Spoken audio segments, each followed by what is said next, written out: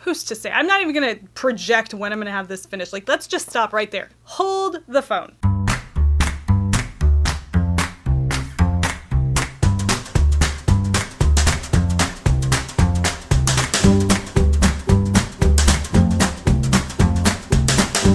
Hello, hello, hello, and welcome to the Wool Needles Hands podcast. My name is Taylor, and I will be your host. This is a podcast primarily about knitting, though I do get up to other fiber-related hobbies from time to time. I am coming to you from Henderson, Nevada, which is a small suburb outside of Las Vegas, Nevada. This is where I am from and where I live with my husband, Brandon, our two boys, Ronan and Angus, and our big fat house cat, Oscar. If you'd like to get in touch, you can find me in a few different places on the internet. I am on Instagram at Wool Needles Hands.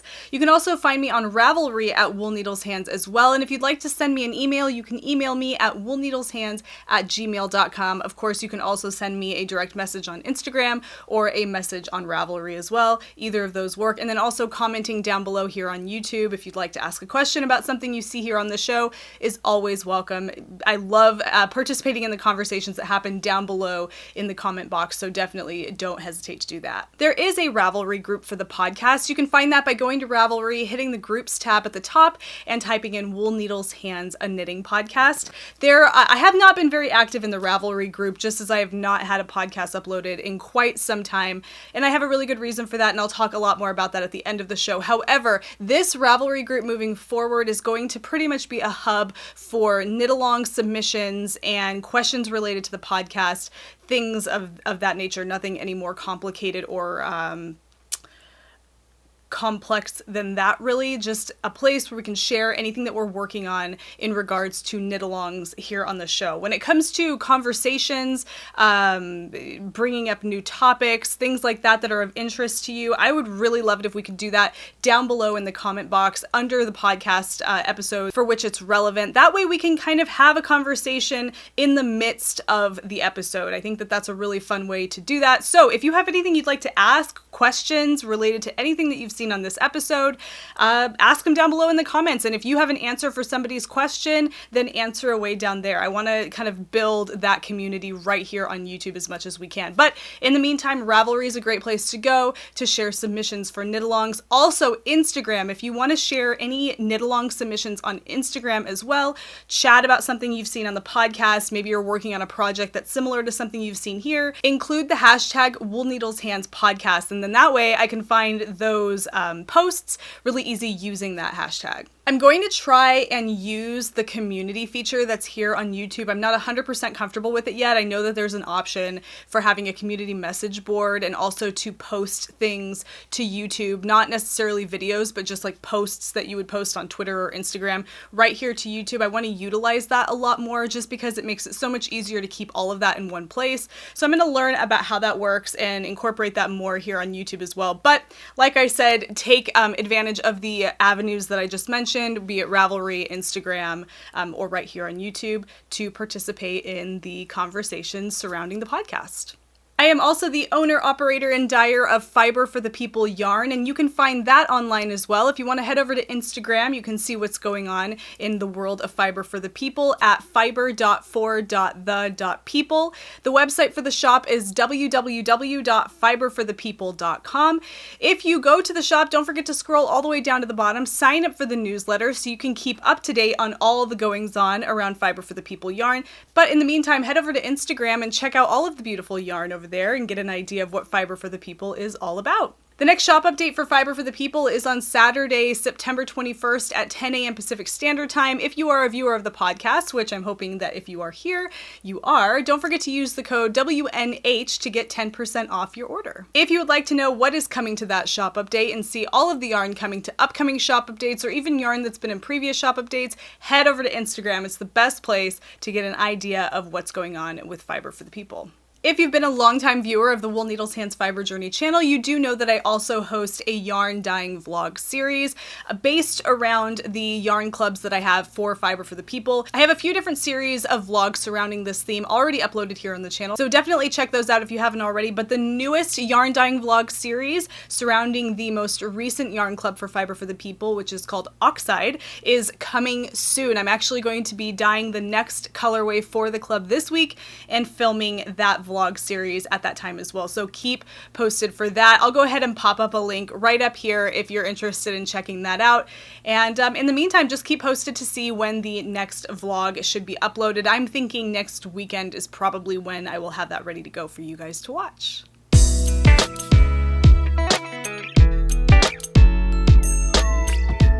Okay, there are knit-alongs going on right now. However, I'm completely aware, I understand that they have kind of tapered off a little bit in activity because I haven't been around to kind of keep the momentum going. Completely get it. I actually expected that to happen a little bit.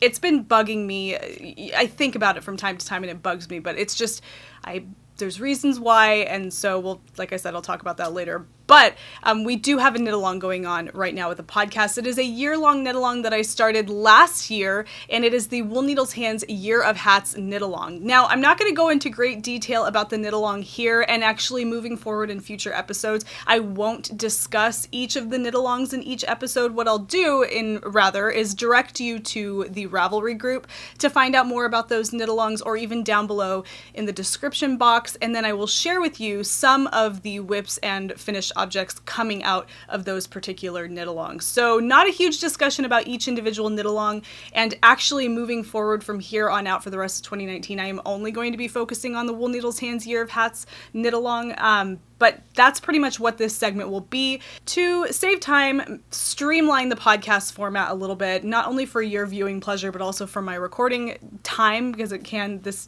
can become a lengthy process. So if you'd like to know more about the Wool Needles Hands Year of Hats, head down to the description box. There's a direct link to the Ravelry Group where I talk about it. You can figure out what the knit-along is all about, get involved, learn what the next month of hats is going to look like, all of that there. So if you're motivated and you want to get involved, or if you kind of fell out of the knit-along because of lack of involvement on my part and you'd like to get back involved, follow that link, refresh your memory about what's going on, and jump on board. You can come in and out of knit-alongs whenever you want. I'm not a stickler for that. I just want you to be able to participate and have a good time doing it. When it comes to prizes, while I have you here, when it comes to prizes and winners, all of that will be done on Ravelry. I am not going to be announcing winners here on the podcast moving forward.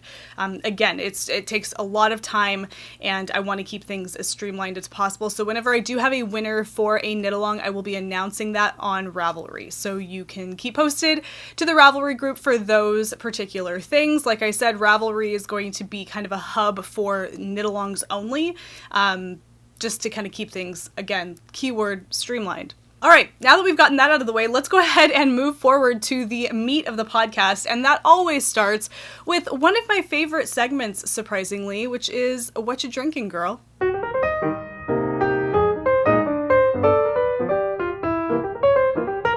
Okay, so I feel like I finished that opening segment in like record time. Previously, it used to take me, I would say, a good 45 minutes just to get through the recording of the like opening kind of administrative section, as I've heard it referred to before. But I'm really happy that I'm just going to be streamlining that, because it was exhausting. You would get through that and you're thinking, wow, I still have an entire podcast to film.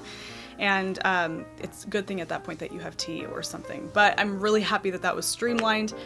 And now we're in it. We're in the podcast. It has been some time, and if you are here watching, I thank you very much. And if you have been kind of keeping posted to know when the next episode was going to air, I appreciate you. So many people have reached out to just check in on me, see how things are going, and I appreciate it so much. It really, really means a lot to me. So thank you, thank you. If you are a new viewer of the podcast, and I don't think I said this at the very beginning, but if you are a new viewer to the podcast, welcome.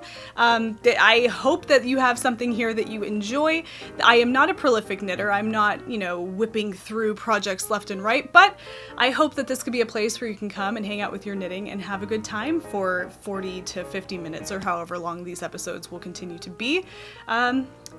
Really happy to be back. So thank you folks for sticking with me, and I hope that you continue to stick with me from here on out. So I have kind of an interesting cup of, well, that's not interesting. Wrong adjective. I have a cup of tea here that I'm excited to be trying because I had never heard of it before. Now, you may know, if you've been watching the podcast for a while, that I'm a big fan of Bigelow tea. They have a tea. Their green tea is really good. I just recently discovered. Don't know why I hadn't tried it sooner, but they have an orange spice tea that, in my opinion, is the best orange spice tea like on the market. It's just so good, so full and flavorful. I love it.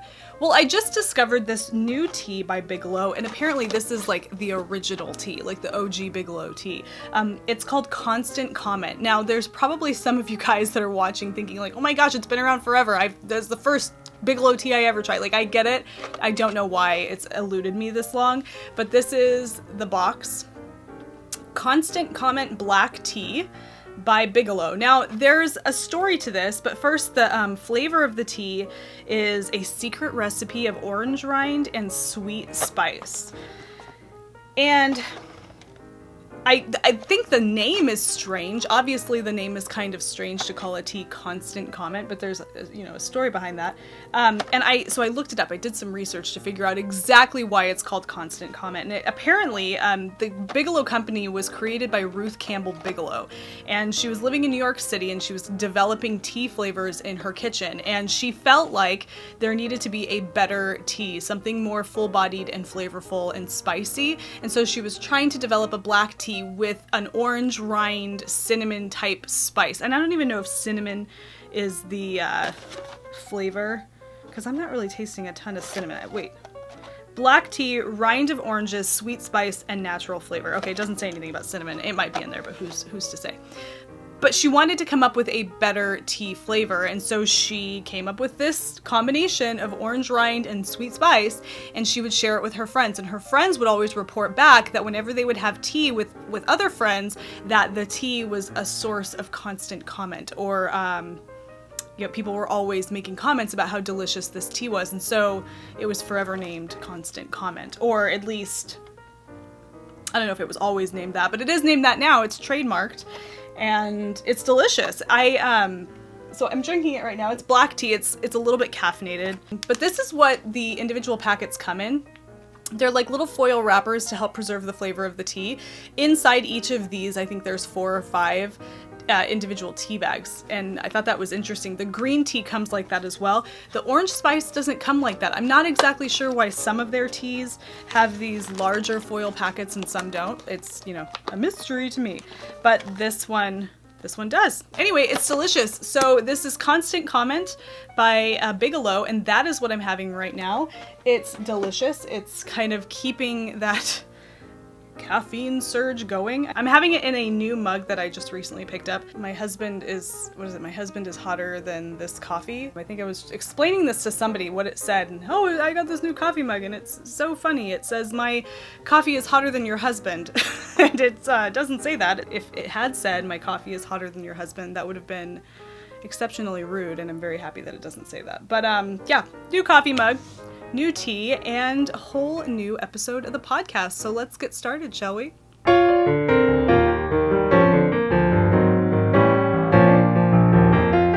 So I'm cramming the FO and the work in progress section together for this and all future episodes of the podcast. I'm just going to be referring to this segment as the projects, because these are the things that I'm working on. Some of them may be finished, some of them may not be finished, but they're all going to be right here lumped together in this one segment. So I'm going to start with the things that I have currently on my needles, and then I'll move on to the things that I have finished recently. But I will have you know that I've been on not only a filming podcast hiatus, but for quite a while there, it was a knitting hiatus altogether. Just not feeling it, I guess. And now it's kind of, that changes. You always get that knitting mojo back. And so I have been working on a few different things. Some things are, off to the side, things that maybe I have lost interest in, but these are some things that I'm working on right now. I'm going to share those with you here. Now, I want to say, because I think it's really important to mention this, not only for, people that are watching this and perhaps have a lot of different projects going on, or feel pressure to have a lot of different projects going on, or to complete a lot of different things. I don't actually know what comes first, if it's the pressure to complete projects or if it's the pressure to have them to begin with. I know that in a social media driven society in general, and especially if we narrow that down to just, niche communities on social media, and in this case, the knitting community, I think that there is pressure there. Not placed upon anybody intentionally by anybody else. It just exists to have lots of things to show, because that's the whole purpose of visual, social media, when you're living your life through pictures, or not even that, when you're sharing your life through pictures, you feel like you have to have more to show to keep it interesting. And I think that that's a huge source of pressure for a lot of us, and definitely it has not missed me. I have been victim to feeling that kind of pressure in the past, and I've had a few people send me really heartfelt messages letting me know that if any of the reason why I haven't been filming lately, or any of the things from a while ago that I'll talk more about at the end of the show, had anything to do with the pressure to have things going and to complete them and to have something to kind of show for yourself, that if that was the case, that I didn't need to feel that way. And I appreciate that, because, that's nice to hear. And yes, that was part of it. That was not the whole thing by any means, but that was part of it for sure. When you start doing something like this, a video log of your projects, no matter what the craft is, you have really great intentions when you start, and you think, oh, this is just going to be a great way to share all of the things that I'm working on all of the time. And you don't really consider how your life changes from time to time, and how sometimes you will work on these things and sometimes you won't. And sometimes you'll change your mind, sometimes you'll quit. Sometimes you'll finish something. All of that, you don't really kind of think about that, but you know that once you step your foot in the water and you start recording yourself and uploading things on YouTube for people to enjoy and consume visually, that you're kind of, or at least you make yourself think that you're kind of committed. And so, yeah, there's definitely pressure there to get things done. And when I stopped knitting, it was kind of my way of putting my foot down for myself, because all of this is self-induced anxiety about whether something needs to be done. You put this on yourself when you do something like this. Nobody is, knocking on your door saying, have you finished that pullover yet? Is that hat finished? Are those socks done? Nobody's doing that. And for the few people who do leave comments in the comment box before about same old projects, blah, blah, blah, like they're so far and few between. We do this to ourselves. And so it was kind of my way of, putting my foot down with myself and saying, no, like, I'm not going to do this. I'm not going to, race against the clock or some imaginary competitor to finish something. That is just not something I'm interested in working on. And that's where that, led me, is just this hiatus in knitting. And so this is kind of I'm turning this into a long, diatribe, I guess. But it's important that I share this with you here. So I'm going to share with you some of the projects I'm working on. But I want you to know, moving forward with this podcast, or any podcast that you watch, if you are a knitter, if you are someone who is watching this and getting work done, but you're also watching and you're finding that you feel you're not getting enough done, or you don't have enough projects going on, or you're still working on the same pair of socks you've been working on since, May, or whatever.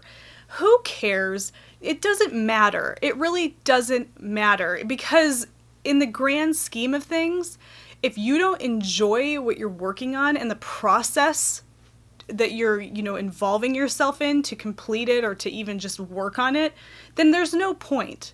And so I'm sharing these things with you here because that's the purpose of this podcast, but also it's because I enjoy doing it. I love talking to you about the things I work on. And more often than not, I talk a lot about the things I'm working on, and every once in a while I have something finished to share with you. But just know, when you come to watch this podcast or any podcast, take it all with a grain of salt, because that's really the best you can do, and it's the best we all can do, and we have to know that we can only do so much. And once it starts becoming work, once your hobby, unless of course you're making money as a pattern designer or something like that, once your hobby becomes, drudgery or toil, then you really need to rethink the process a little bit, or rethink your approach and change it, because that's not the way it's supposed to be. We have enough, we have enough stress in this world as it is to take your hobby and have that become stressful for whatever reason.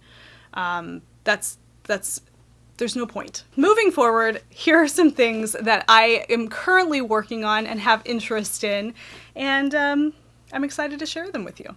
Okay, so this first is somewhat of a test knit for the lovely Tiffany Lynn, who has Tiffany Lynn Designs. She has some really gorgeous patterns that she's putting out right now, but she allowed me to test knit one of her more recent designs called the Still Point sweater. And as soon as I saw her post this, like her sample that she was working on Instagram, it caught my eye. There's some baubles and some lace, and it's so beautiful. It had this like Victorian kind of folksy vibe to it that I really loved. And she did it in a really pretty cream color, and then she kind of color blocked it with a speckled yellow color. It's really beautiful. Anyway, I decided I wanted to cast mine on in Fiber for the People yarn in the BFL DK base. So this is a 100% Blue Face Luster DK weight yarn. Really pretty, earthy, you know, it's kind of a more rustic yarn in the claret color. This is the one of the colorways coming to the shop on Saturday, September 21st. So this is claret, and I'm really, really loving the way that it's working up. I'm almost finished with the yoke. I'm still increasing for the yoke, and I'm not on a 40-inch set of circulars, so I'm not going to be able to spread this out very much, but I'm going to give you a little bit of an idea of what I have so far. So here is the yoke of the sweater and the claret colorway. Now you can see this really interesting lace kind of motif that's going on here with baubles. So the baubles are right, I know the color is so dark so it's kind of hard to see it here, but the baubles are right here, and it's got this really beautiful, somewhat asymmetrical, but, you know, obviously intentional lace motif going on. And the neckline, the neck is kind of a really pretty curled, you know, neck. So it kind of sits.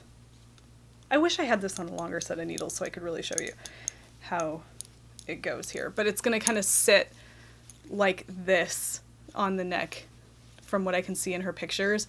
And then you have this lace going on with these baubles down here in the yoke. And then after the lace section is complete, and actually my lace section is complete, so I'm just doing increases for the yoke. It's just stockinette all the way down to the bottom hem, and then at the bottom you have a little bit more of this pretty lace and a curled edge as well. And it's just so beautiful. I wish I could get a little bit, oh, here maybe you can see a little bit more of what's going on here. Oh, there. Where are the baubles? I can't see. There they are. It's so hard to see in this light, but it is really beautiful. It's called the Still Point Sweater by Tiffany Lynn Hand Knits, and it's just this really interesting looking design. And I even mentioned it to her as well, that I haven't seen anything quite like it. It's just very unique and an interesting, you know, combination of what, like I said, kind of like a Victorian, you know, neckline with that lacy motif. And then because it's got the baubles and it's in a DK weight yarn, it's a little bit more folksy. And then the shape of it, I believe that hers, I can't remember what size she knit. It's a little bit more form-fitting. It's not negative ease, and it's actually got some ease to it, but for her it kind of fit nice and close to the body. Really, really beautiful. I'm knitting mine to be a little bit larger, hoping to have it be a little bit more boxy.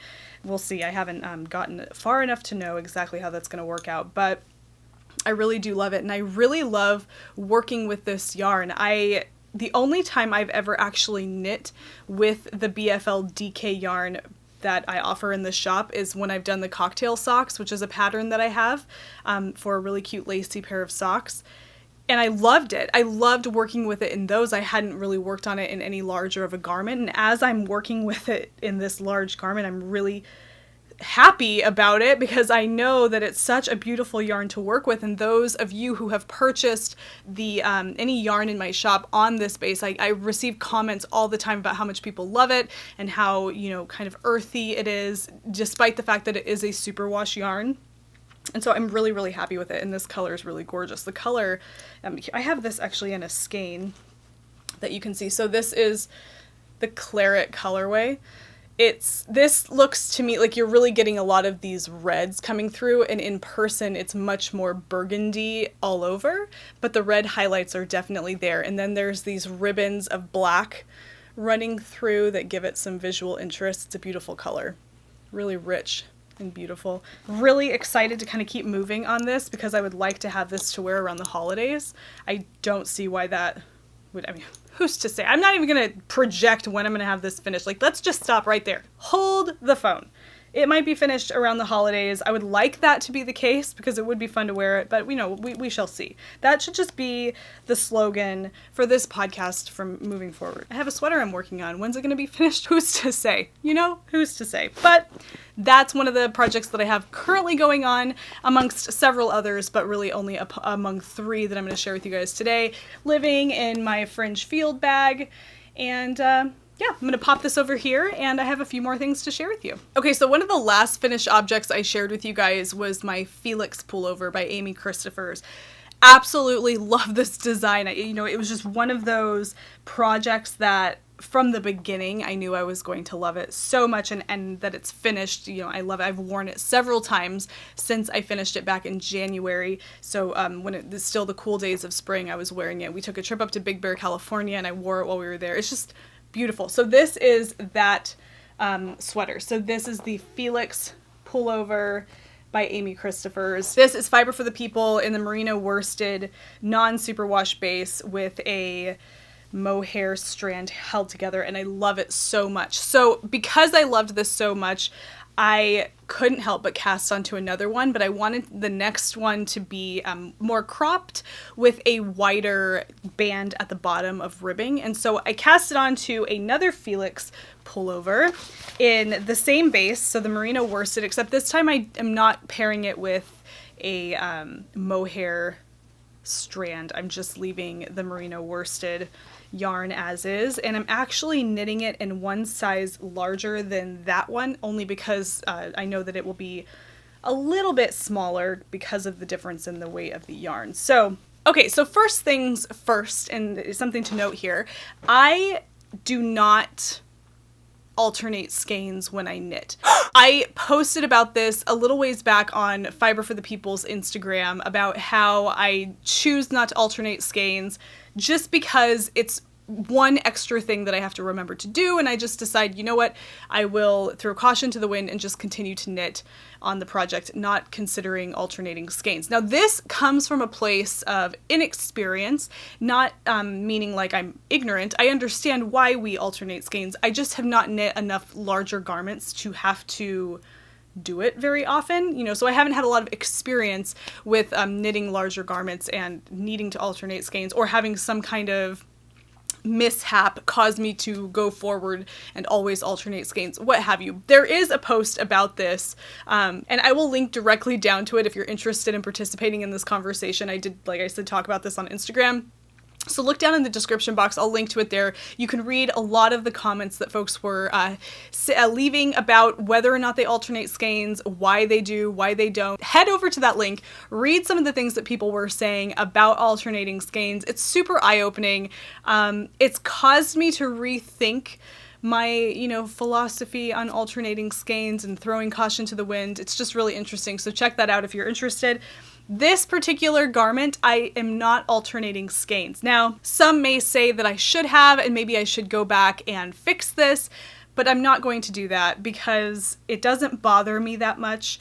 I don't think it should bother me just because the nature of hand-dyed yarn being what it is, these kinds of things happen. Now, it's actually not even very severe, and what's interesting about it is it's not because of the change in skein. It happened within one skein of yarn. It's an area of flashing that just happened on the fabric.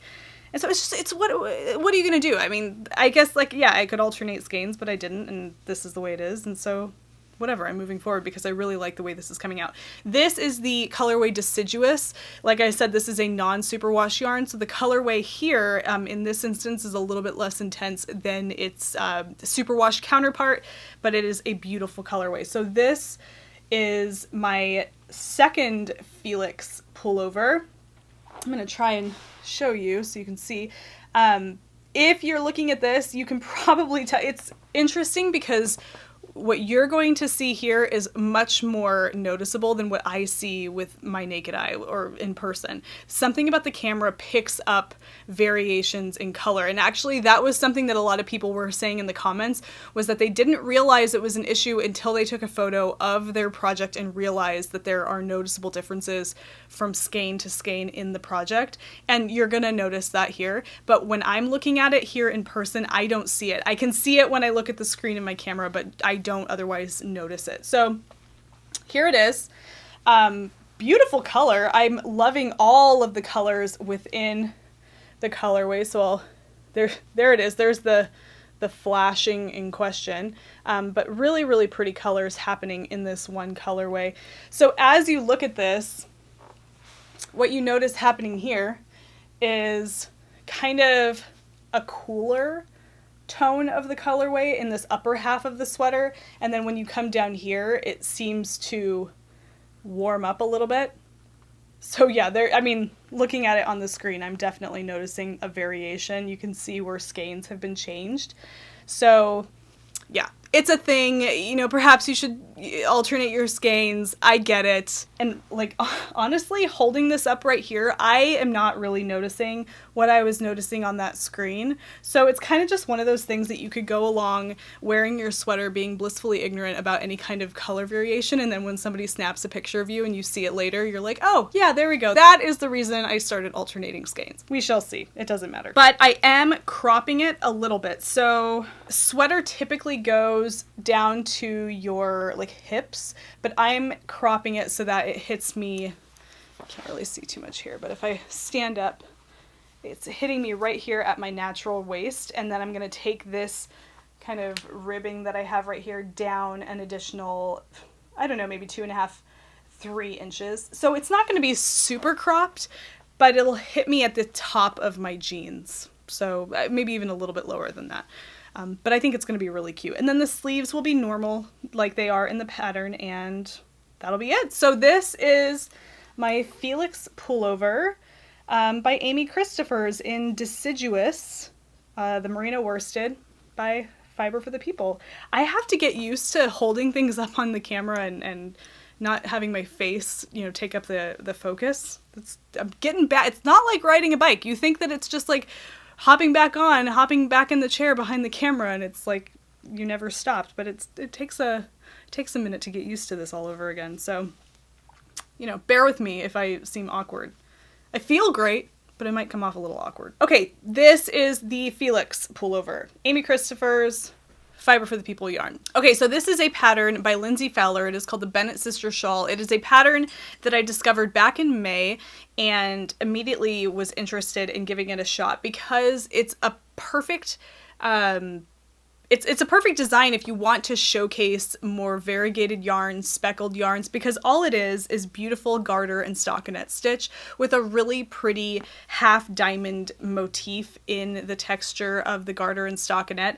Really beautiful. Now, Lindsay's original design calls for half to be knit using a fingering weight yarn and then the other half to be knit using that same fingering weight yarn with a mohair strand held together. I'm actually not doing that. I decided what I wanted to do was knit half of the shawl, well, a little bit less than half of the shawl with one color of yarn, and then kind of start fading in or chopping in another color for a period of time and then fading that one out and reverting back to the original color. I'll show you what I mean in just a second. And I'm really happy that I'm doing it that way. There's going to be lots of ends to weave in when I'm finished, but I do love the way it looks, and I'm lucky because the two colors that I chose do a really nice job with the fading, even though they are not similar to one another. They're, you know, two totally different colors. So I'm going to try and show you this the best that I can. This is the Bennett Sister Shawl. I'm going to hold it up. It's a triangular shaped shawl, and this is what I have so far. I started this with the Seagull colorway by Fiber for the People, and this is on the merino single base. And I decided I had this lucky strike that I wanted to incorporate in the pattern as well, this beautiful clay color. And I just recently developed a color for the shop, one of the solids for the shop that's similar to this, and it's going to be called Clay Day. It's not in the shop right now as a dyed to order solid, but it will be in October because I love this so much. There was already a solid in the shop very similar to this called Peachy Keen, but it is a little warmer than what I was looking for. So this is so beautiful. I loved this color here. It has kind of a gold tone to it. It is a warm color, but this one is a little bit more muted than Peachy Keen, and I love it. So I wanted to utilize this with one of my regular colorways in a design. So when I found the Bennett Sister shawl pattern, it was perfect. It definitely called to be knit with a really beautiful variegated yarn. So you can see here that I'm using Seagull, and then I get to about here, and I can't see the camera, but I start...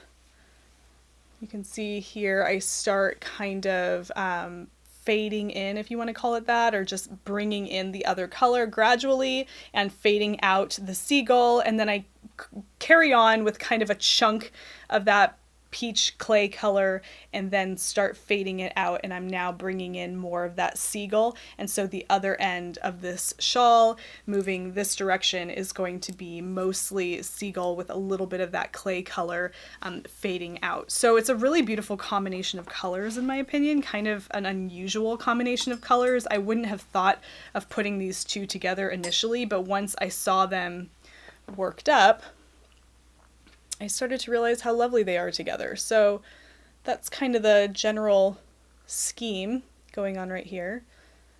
And it's really beautiful. So this yellow is seagull, and then this is, I don't think I mentioned it, but this is actually a Lucky Strike colorway. I offer a collection of colorways in the shop that I call Lucky Strikes. I use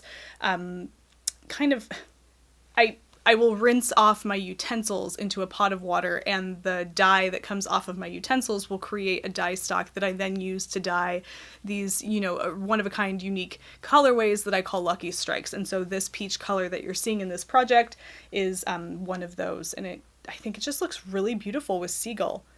A really beautiful combination, and I feel like once it's all finished and I can wear it, I'm just bunching it up here, but I think it'll be a really nice kind of neutral almost.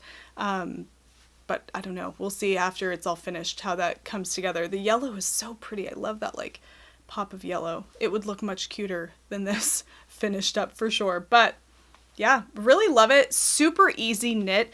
It's just what I loved about this, and I even sent a direct message to Lindsay just so she would know, is that you don't see a lot of patterns for shawls that's just simple stitches that are a really great place to show off your more variegated or your speckled yarns. I mean, you're spending a lot of money on these hand-dyed yarns, and they're very difficult to display with some of these patterns that have a much more busy and complicated stitch design. So I was really thankful to find this, because it's just a really great place to have fun with the color and not have it get lost in the stitch design. So I'm really thankful for this design. If you have some yarn that you would like to try something like this to use up some of your stash yarn, but the yarn is more variegated and you need a great pattern to show it off, this is a really great go-to. This is, like I said, the Bennett Sisters shawl by Lindsay Fowler, and I highly recommend it. And definitely if you're got some singles yarn hanging out in your stash, this is a great one for that as well. So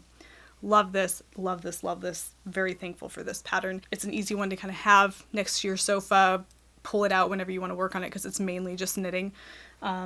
Super easy. Okay, when you're the mother of two boys, like I mentioned before, both being under 5, and you're running a rapidly growing business, and you're a stay-at-home mom otherwise, you find that there is very little time for anything other than those things. So when I do have time to sit down and knit or work on projects, I become really ambitious with that time. It's almost like you're given a moment to just let the creative juices flow, because unless, of course, when I'm dyeing yarn, there's lots of creative juices involved in that, and I'm grateful for that. But when it comes to like hobby creativity, when you have those moments of quiet and calm that you can really kind of devote to that, you find that it becomes overwhelming. It's like you have all these ideas flooding through your head. And so what happens is I start thinking of hat designs. I am drawn to designing hats. I am not a knitwear designer. I don't aspire to be a knitwear designer by trade by any means. That's not what this is about. I just have, like, some people like to design socks. Some people like to design mittens because these things are small. They don't require a huge time investment. You can play around with them pretty easily. Hats are that for me. And so lately I've been thinking that I want to incorporate a few more patterns into the Fiber for the People shop. So there are some options for folks who are purchasing maybe just one skein of yarn or 2 skeins of yarn. I wanted to have some offerings like that. So I thought I'm going to try a new collection of hat patterns based on things that I personally look for in a hand knit hat. This one is called the Douglas hat. It is a basic beanie style hat with a pom-pom, but the ribbing is kind of a really interesting twisted stitch and garter stitch rib happening here. The column of twisted stitches here, I really love knitting them. They are super easy. There's no cable needle involved or anything, but it's kind of a similar concept. And then I love the garter happening in between here.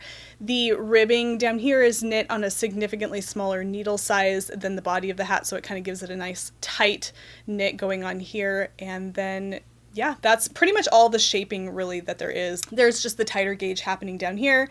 And then we have a really fast decreasing crown to give it that nice kind of semi-flat rounded top, and then a cute little pom-pom on top. So this is knit in the Merino Aran weight base by Fiber for the People and it's a Lucky Strike colorway. This is just one of the Lucky Strikes I had in the shop a little while ago. This was a one-of-a-kind color, as Lucky Strikes are, but I wanted to do something that would show the texture of the hat, but also, because there is a variegation to this color, kind of give you an idea of how it would knit up with something a little bit more variegated. But I'm really, really loving this blue, this like slate teal blue kind of. It's kind of got a little bit of a teal to it, but it's got a beautiful like steely slate kind of look to it as well. Definitely for me, it would be kind of a go-to style as well for winter time, more so than fall, because it is a pretty warm hat.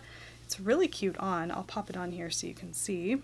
It doesn't have to go down so far on the side, but yeah, just a cute pom-pom slouchy hat with a little bit of texture, and it would look good in any kind of colorway, solid or speckled or variegated. But I'm really happy with this one. I feel like this would be one I would wear all the time. Like I said, probably more so in the winter because it is a real warm, snuggly hat, but yeah, it's really, really cozy, and I like the slouch. It's kind of delicate slouch to it. It's not too slouchy. It's not oversized or anything like that, but it is definitely a size that would fit most people. So really, really happy with this. This is the Douglas hat. What's the point in trying to make it look really, really cute? Because I'm going to put another hat on for you in just a second.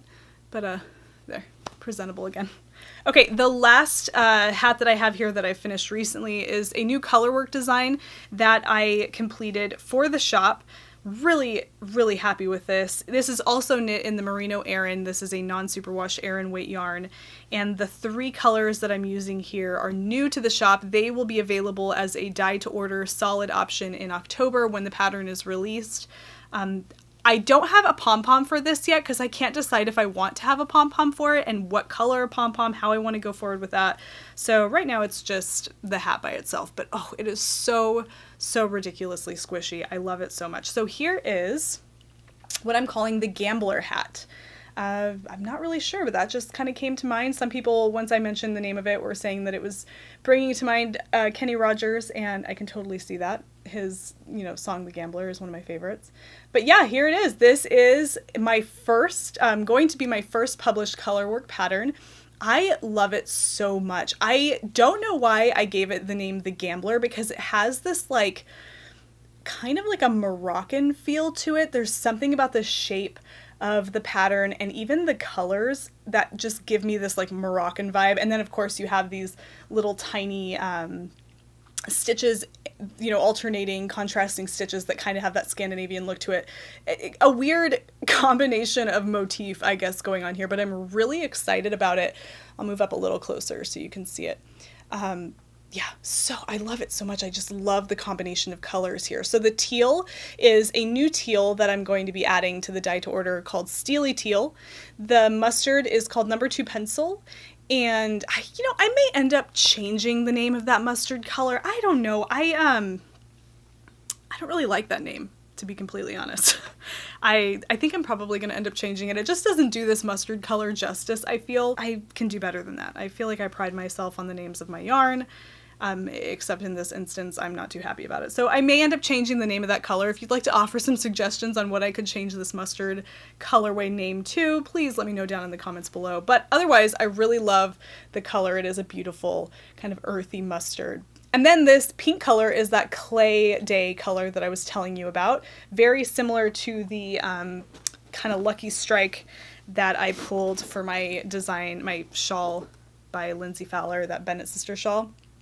Really similar. So that's kind of where I got the idea to come up with this colorway, was from this Lucky Strike here. So they are really, really similar, but it's beautiful. Oh, so beautiful and so squishy. I posted on Instagram a little video of me just squishing the hat, so you could just experience, visually how the squish, behaved in my hands. And it's such a cute little video, but kind of like yarn porn to the max, pardon the expression.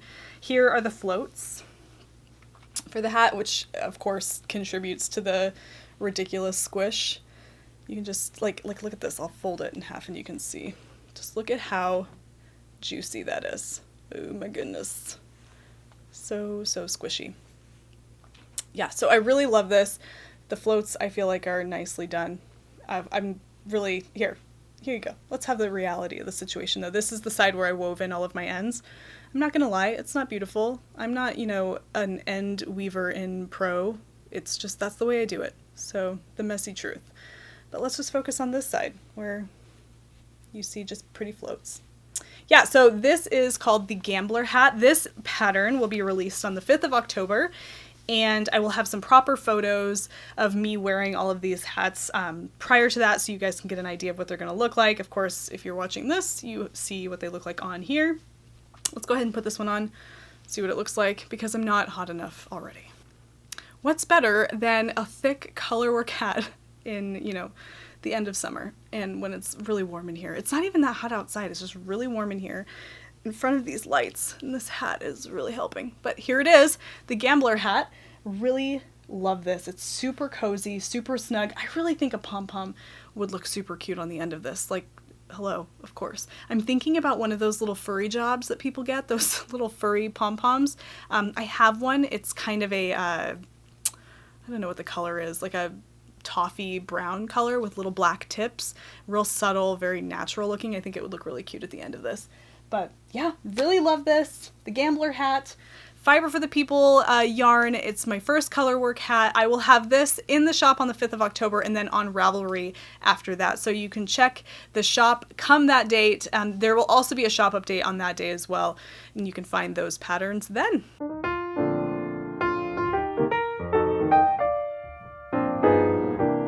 Okay, it is almost time for me to wrap up this episode of the podcast, but as I mentioned in the beginning, I was going to share with you guys a little bit about where I've been for the past several months. And it's important to me to do that because I feel like there's something to be learned through this experience that I've had over the last several months.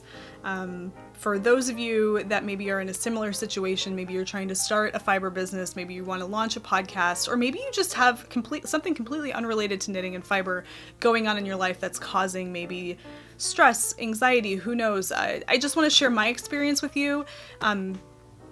Just to throw it out there and see if any of you can take something away from that, or just, to hear about it. But I also just feel like I owe it to my viewers, who I have thought about a lot lately, to share a little bit about where I have been for the past several months. So here goes.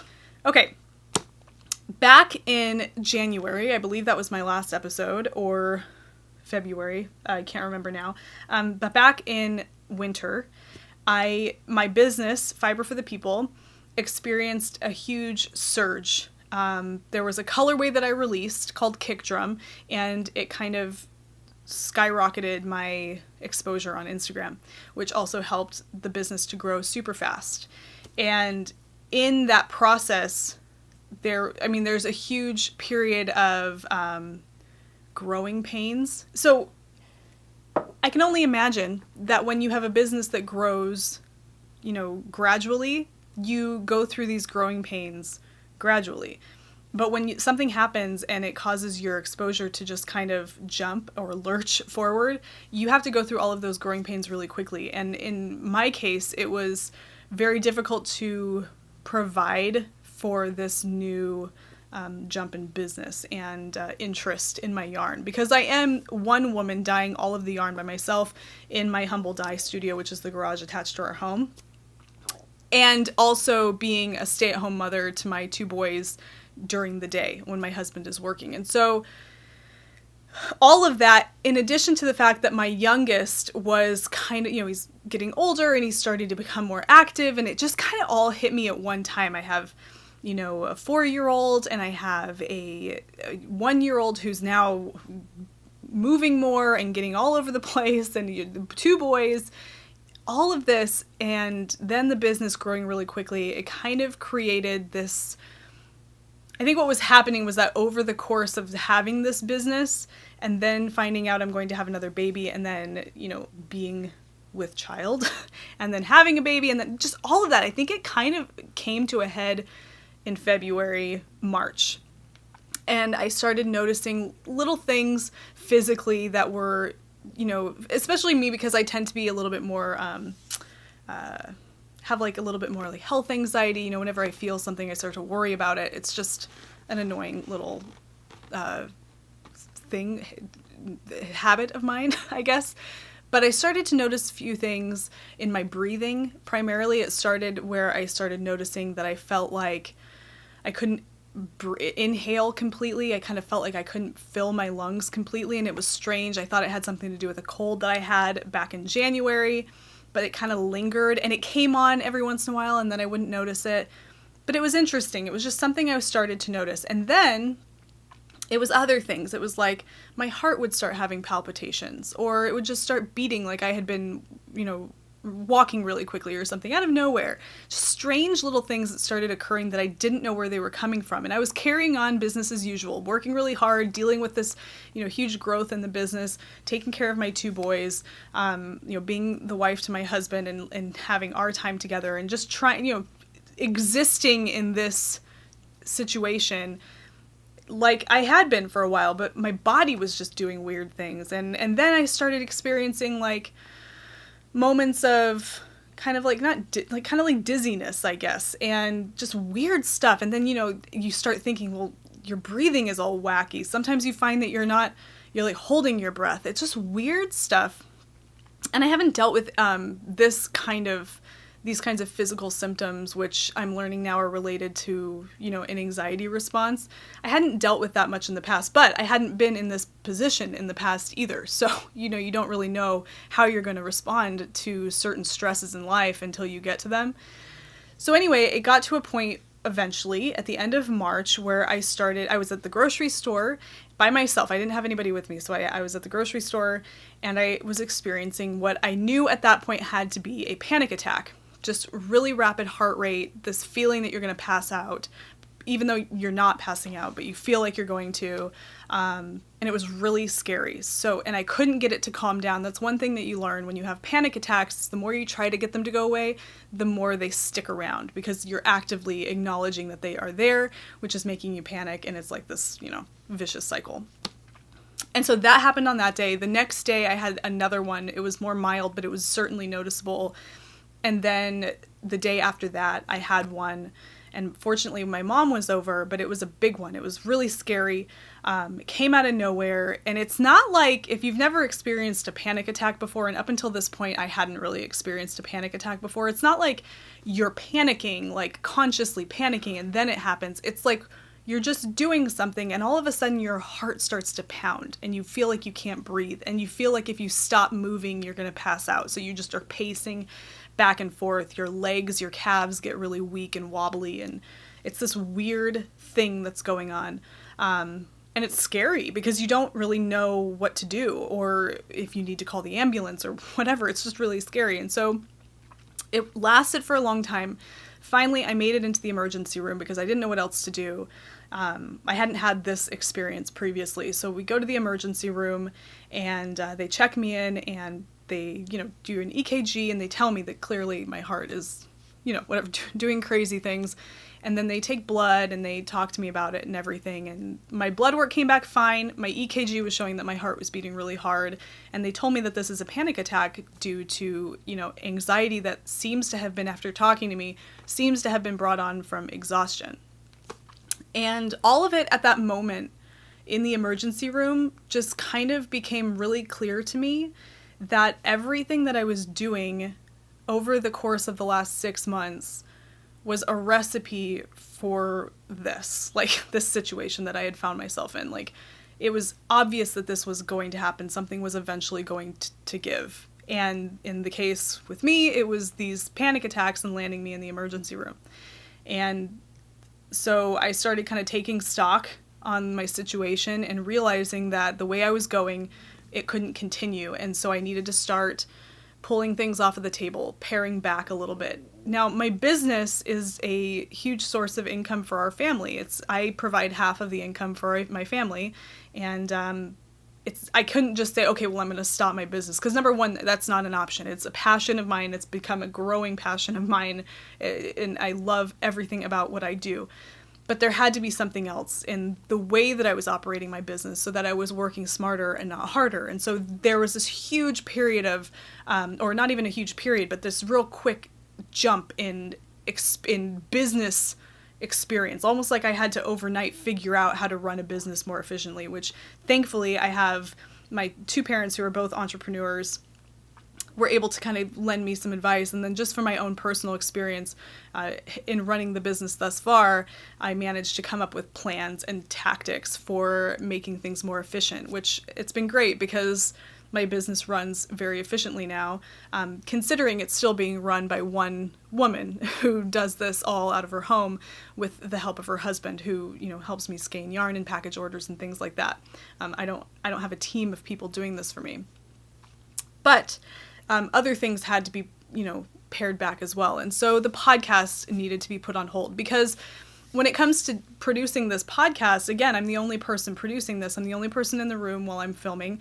I'm the only person who's, edits the entire video and gets it up on YouTube and the whole process. And it's very time consuming. Previously, hopefully it becomes a little bit more streamlined moving forward, but previous episodes took me upwards of 3 hours to film and upwards of 2.5 to 3 days to completely get edited and put up on YouTube. Not to mention the everything else that's involved in that, like Ravelry and knit-alongs and those things that I love, but also things that are very time-consuming. And so it caused me to look at all of those and prioritize that and my family, which there was definitely, it was more difficult for me to be completely involved and present with my family because of how busy things had gotten.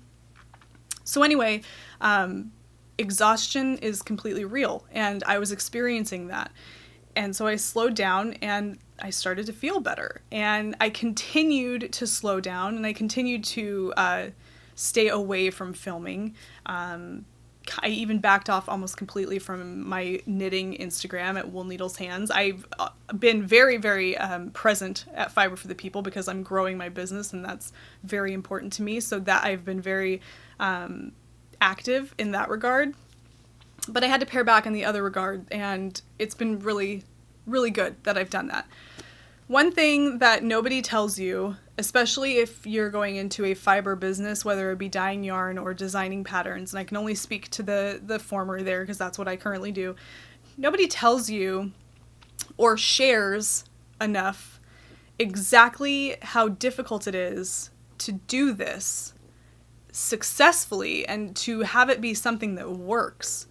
How difficult it is on you physically and emotionally, and then also too, because of that, on your family. And I am very grateful that my husband and my parents and my family are very supportive of everything that I'm doing here. I have a loving family. I am in a loving relationship with my husband, and he's here for me, and it's good. But that doesn't mean that the difficult parts of running a business aren't going to take its toll on both you and your family. That's a reality. And anybody who's in this business that tells you otherwise, I'm going to go so far as to say they're lying to you. It's difficult. It's really, really hard. And not only is it difficult just to do it because you have a huge investment in the business, you have a lot going into it. Your creativity is out there for people to critique and to determine whether it's something they're interested in or not. And with social media, you can see that interest, or you don't see disinterest unless people leave you negative comments, and that's also just the nature of it. But you see people, developing an interest in something you're putting out there, and that's positive and it's wonderful and it's beautiful, but it's really, really stressful sometimes because it creates a standard. And if you're anybody has any ambition or not, you're constantly trying to, raise your personal bar, and that's so difficult, and sometimes it's not healthy. You can only do so much. And I've made this clear in the past before. My business is a small business. I do what I can and I stay within my means. And I still do that. I don't wholesale my yarn. I can't do that. I can't provide that kind of output in my business, and I'm not going to pretend like I can. What I do is what I can do feasibly and still maintain a healthy lifestyle outside of work, have, time with my family, have time for myself, have time to do these kinds of things like filming the podcast. So that's my capacity, and I'm proud of that. And it has grown. I have had to come up with ways to provide more without becoming, too overwhelmed. But that's, you have to realize what you are fully capable of doing and not try to create some standard for yourself based on something that you see other people in the same business doing online, because honestly, you don't know if that's working for them. You don't know how much of that they're doing. And so if you are somebody who is interested in starting a fiber business, whether you want to dye yarn or design patterns, you have to make sure that you are only comparing what you're doing, your output, to your situation, and not trying to think that because of somebody else's output and their situation that what you're doing is less or less valuable, because it's not. And you have to just do everything that works for you, and you have to do your best and put your creative best into your work. And that's, in my opinion, the recipe for success when you're a small business owner in a creative business like this. Something I've learned, that's actually something I've always kept in sight. I kind of feel fortunate that I always kind of kept that frame of mind throughout the growth of my business. I knew from the beginning that I was going to stick to my capacity, but it doesn't change the fact that you're not thinking about these things in your head, and that can make it really, difficult to handle sometimes and stressful. So I'm grateful that I feel like over the course of these last several months, I have grown so much as a business owner and as a creative, and I feel like I've grown proportionately with the way that the business has grown, and things are running much more smoothly now. And it makes me feel good because I know that I can start bringing back the things that I had sliced off the docket prior to kind of help me find that balance. So that's kind of, that's the long and short of it, really. More long, I suppose. But I'm feeling a lot better these days. I'm not saying that there's no anxiety, that I don't worry about things from time to time. I do things to help manage, stress levels. I'm a huge proponent of taking, herbal supplements to help with that. I drink a lot of, calming tea. I take magnesium and theanine, which I find are really great when you just have those mornings where you feel like you have so much going on and it's hard to kind of keep it all organized. Staying active is really important. And otherwise, you just kind of acknowledge the little things that your body does when it starts getting stressed or exhausted, and you listen to that. That's so, so important. Listening to your body and knowing when you are starting to cut things close. And that's now something that I'm learning to kind of acknowledge all the time. So I feel like I'm so much stronger now than I was back then. I'm so much more aware of the situation that I have found myself in now than I was then, and I'm thankful for that whole learning experience. And if you are still watching and you're still sticking around, thank you so much. This has been a very, my episodes are not always going to have this kind of heavy content at the end, but I do feel like I owe it to you to explain the situation and to let you know that that's kind of what's been going on. And I'm really thankful to be back in a position where I feel like I can add the podcast back into my life, because I have missed it. I have been thinking about it so much. I would lay sometimes in bed at night thinking like, okay, how am I going to do my next episode? People are, wondering where I've been. As if people really are sitting around, where is Taylor? Where is the Wool Needles Hands podcast? Because, we don't have better things to be doing. But still, I've been thinking about it, and I've missed it. So it's meant a lot to me, that the people who have reached out, or even the people who maybe not have physically reached out, but that are still here. And if you're still watching, thank you. It really does mean a lot to me. I hope there's some takeaway from all of this that I've laid out here for you guys. But I'm well, and I'm happy to be back. It's good things, and moving forward, I'll take things as they come. And I will pace out the podcast episodes as they work for me here, but I do want to keep them, a regular thing. And this kind of leads me to the next thing that I wanted to talk about. I want to reformat the schedule for the podcast. It's not going to be much different. I mentioned in the last episode that I was going to go to a 1 episode a month format, which is exactly what I'd like to do. And I have it set up where I'm going to have 1 episode every month for 3 months, and then I'll take a month off, and then I'll bring it back again that following month. So it's kind of like, chunks of 3 episodes, 1 episode a month. And then also too, because I do film the yarn dyeing vlogs as well, it gives me a little bit of space to get those filmed, considering all the other things that I have going on. If at any point I find that things need to slow down a little bit, I will let you know, either on Instagram, Ravelry, or I will let you know in a podcast that maybe it'll be 2 months before I have my next episode, because, life happens and things happen, and so sometimes something's got to give. But that's kind of how I'm going to go forward with it from now. You can expect new episodes to air at the end of every month. This is kind of the middle of September, so the next episode won't air until the end of October, around that time. But that's kind of my plan moving forward, and we'll see how that works. I have been noticing behind me the screensavers on my computer screen going to all these different desert landscapes or whatever. So I apologize if that's distracting. We'll have to work on that in future episodes. This is a newish computer, so I'm gonna have to get used to having it in the background.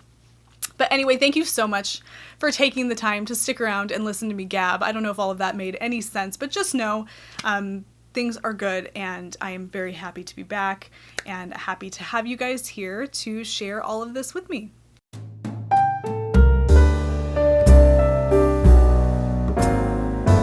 Alright guys, that is all the time I have for today. Thank you so much for taking the time to sit with me and chat about these things here on the Wool Needles Hands podcast. I feel like maybe it was a little bit of an awkward reintroduction back into podcast land, so I apologize if it came off that way, but I'll tell you, I really enjoyed this. It's so nice to be back here in front of the camera with you guys, chatting about some of these things that I'm working on. I feel like I'm losing my voice now. I'm excited for the next episode of the podcast coming in October when the weather starts to really cool down. I'm hoping to have more progress, but like I said, I'll be working on these things as I work on them, and I'll share with you what I have when I have them. So no pressure here to you or to me to get things completed. I just want to make sure that we move forward and just enjoy what we're working on, and make sure that it brings us peace and calm and enjoyment. And moving forward, that's kind of my personal goal for my projects, and I hope it can be yours as well. I feel super Mr. Rogers, ending the podcast like this right now, but I don't know, I just think it's important to emphasize that here on the podcast. So move forward, all good thoughts, no pressure. Have fun with your knitting or your crochet or whatever you're working on, because that's what it's supposed to be. All right, guys, until episode 40 of the Wool Needles Hands podcast, happy knitting, happy crochet, happy whatever it is that you're working on. I will see you next time. Bye.